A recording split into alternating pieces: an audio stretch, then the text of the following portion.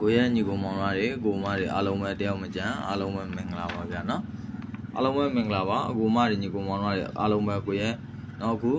ဘိုလ်ဦးမကျော်ဇာရုပ်ဘက်ဒီရှစ်ဘက်ဒီအဖွဲ့ဝင်တွေအားလုံးပဲနော်ဇာရုပ်ဘက်ဒီရှစ်ဘက်ဒီအောင်မြင်သွားပြီနော်အဖွဲ့ဝင်တွေအားလုံးကဇာရုပ်ဘက်ဒီရှစ်ဘက်ဒီအောင်မြင်မှုရရှိသွားပြီကျွန်တော်ခုနေ့တိုင်းမှာလည်းကျွန်တော်ရရှိတဲ့ကဏ္ဍကိုအကောင်းဆုံးချပြပေးသွားမယ်အကိုမတွေအားလုံးကကိုရဲ့ channel ကိုဘေးနားအခေါင်းလုံးလေးဖြစ်တဲ့ subscribe လေးကိုမနေ့ကတင် subscribe လေးတယောက်ချက်စီနှိပ်ပေးမယ် channel live ဖြစ်တဲ့လက်မလေးတယောက်ချက်စီနှိပ်သွားပြီနော်အားလုံးကဝင်ရောက်ကြည့်ရှုတဲ့အကိုမတွေအားလုံးကတယောက်မကြမ်းနော်ဒါလေးကိုနှိပ်သွားပေးခြင်းဖြင့်ကူညီပေးသွားမယ်နော်ဒါဆိုရင်ကိုရဲ့ဒီမှာဝမ်းချင်းရဲ့ကီးပိုင်ရဲ့အပီးပေါက်ဆိုင်ကလေးတစ်ချက်တွက်ပြပေးမယ်နော်ကိုရဲ့ဒီမှာ9ရဲ့8ကဲဒီနှလုံးပေါင်းချင်းဒီဆက်ခွန်9ရဲ့8ကဲဆိုတော့ဆက်ခွန်ဒီနှလုံးပေါင်းချင်းခွန်ဖြစ်လို့ခွန်ရဲ့ပါဝါသည်နဲ့ခွန်ရဲ့နက်ခတ်သည်3ည2 3ညဝမ်းချင်းနော်2 3ညဝမ်းချင်း2 3ညထိတ်စီနော်2 3ညဝမ်းချင်း2 3ည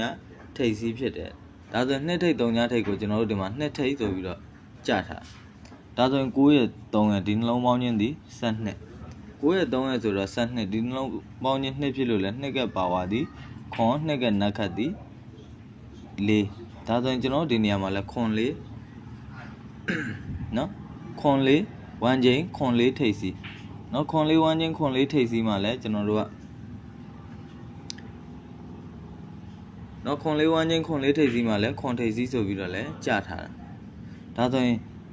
2က9ရဲ့ဒီနှလုံးပေါင်းချင်းဒီခွန်ရဲ့ပါဝါသည်2ခွန်ရဲ့နက်ခတ်သည်3ည2 3ည